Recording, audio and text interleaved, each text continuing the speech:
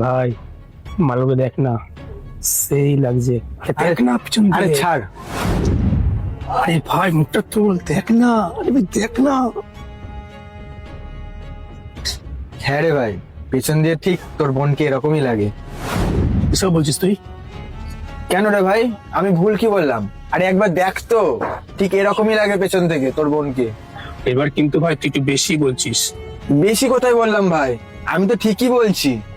এবার কিন্তু তুই লিমিট ক্রস করে যাচ্ছিস। কি? আমি লিমিট ক্রস করেছি? তুই মেয়েগুলোকে দেখে যে ওয়ার্ডটা ইউজ করেছিস সেটাকে তুই ঠিক করেছিস? তুই লিমিট ক্রস করিসনি ভাই। মেয়েগুলোকে আমারও ভালো লেগেছিল, কিন্তু আমি তোর মতন বাজে ওয়ার্ড ইউজ করব না। মেয়েগুলোকে আমি ভালো বলবো, সুন্দর বলবো, কিন্তু তোর মতন আমি মাল বলবো না ভাই। মেয়েগুলোকে আমার জামা কাপড় পরে ভালো লেগেছিল, আর তোর নজরে জামা কাপড় ছাড়া। মেন্টালিটিটা না একটু চেঞ্জ কর।